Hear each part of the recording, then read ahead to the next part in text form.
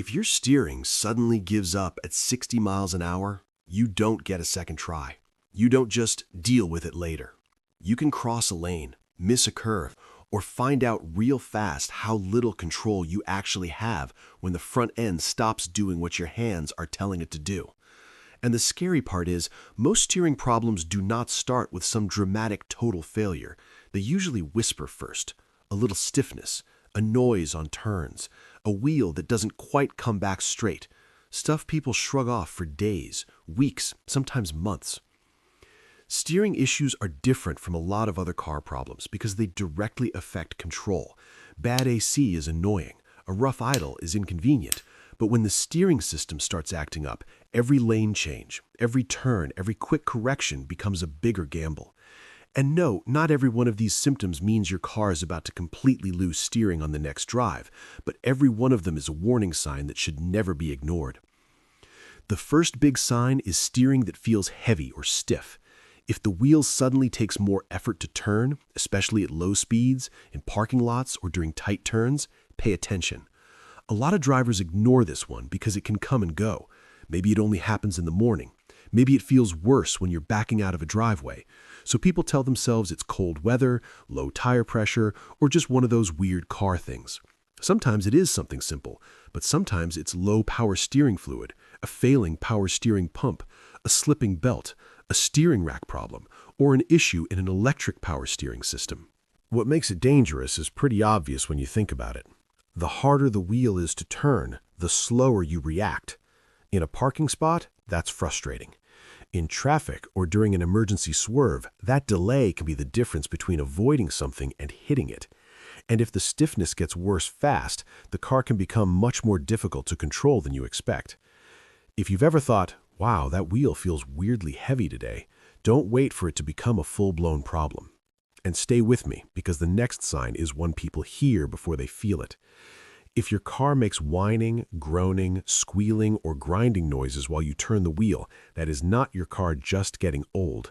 That is your car asking for help. A whining or groaning sound often points to low power steering fluid, air in the system, or a pump that's struggling.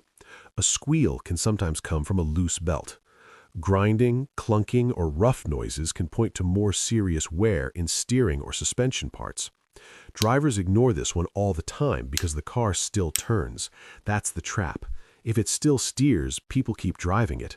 They turn the radio up, they promise themselves they'll look at it on the weekend, but steering noises usually mean something is wearing, binding, starving for fluid, or loosening up. Those problems do not fix themselves. They get louder, they get more expensive, and they get more dangerous. If the noise happens every time you turn into a parking spot or pull out of a corner, that's not normal. It's early warning. The third sign is loose, wandering, or delayed steering response, and this one can be really unsettling. You turn the wheel a little, but the car feels slow to react, or it feels vague, kind of floaty, like you're not fully connected to the front wheels. On the highway, the car may wander and need more input than it should just to stay centered in the lane. Some people describe it as sloppy steering. Others say the car feels nervous, squirrely, or like it never tracks straight. This gets ignored because it can creep in gradually. You get used to correcting it. You stop noticing how much you're working to keep the car straight. But loose steering can mean worn tie rods, rack and pinion problems, bad bushings, alignment issues, worn suspension parts, or play somewhere in the steering linkage. And the danger is that vague steering becomes a real control issue when you have to react quickly. On a straight road, it feels annoying. In rain, at highway speed, or during a sudden avoidance move, it can get serious fast. If that one sounds familiar, the next sign matters even more, because a lot of people blame it on the road and move on. If your steering wheel vibrates, shudders, or shakes while driving or while turning, do not just assume it's a rough road thing. Yes, sometimes vibration can come from tire balance issues, but it can also point to uneven tire wear, tire cupping, alignment issues, worn suspension parts, loose front end components, or steering parts that aren't holding things tight anymore. And if the vibration changes when you turn, that deserves attention right away. Why do people ignore it? Because sometimes it only happens at a certain speed, or only on the highway, or only during a curve, so they tell themselves it's minor. But vibration means something up front may not be contacting the road the way it should. That matters because steering depends on predictable tire contact and stable suspension geometry. If the front end is shaking, hopping, or not tracking cleanly, your control margin is shrinking. You may still be driving fine today, but you're using up safety you might need tomorrow. Now, the fifth sign is the one that gives you a visible clue, a power steering fluid leak or an EPS or steering warning light on the dash. If you see reddish or pinkish fluid under the car near the front, or you notice the power steering reservoir keeps dropping, you likely have a leak somewhere in the system. And if your car uses electric power steering, a steering warning light or EPS light can mean the system detected a fault in the motor, sensor, module, or related electronics.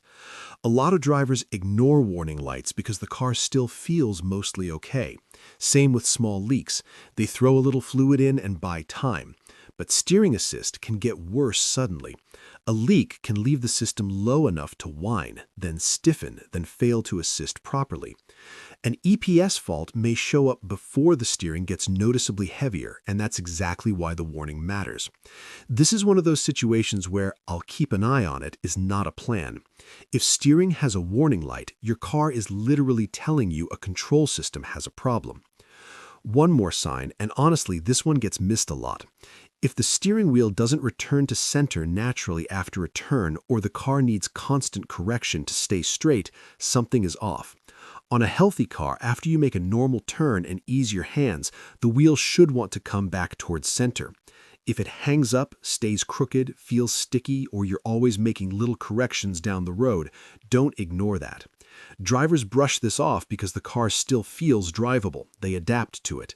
But it can point to alignment problems, worn or binding steering parts, suspension damage, poor tire condition, or steering components that are no longer moving freely. And here's why that matters. A car that won't self-center properly is a car that isn't behaving predictably. Predictability is everything when you're driving. If you have to constantly babysit the wheel, especially at speed, you're already compensating for a problem that could get worse when the road gets wet, the lane narrows, or something happens in front of you. So here's the takeaway I want you to remember.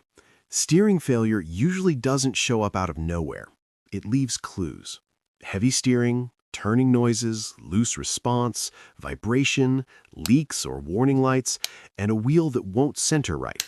Not every one of these means total failure is seconds away, but every one of them means your car deserves attention before the problem decides the timing for you. If your car is showing even one of these signs, get it checked before your next long drive, not after. And if you want real-world car advice without the fluff, subscribe, because the safest repair is the one you catch before it turns into a roadside story.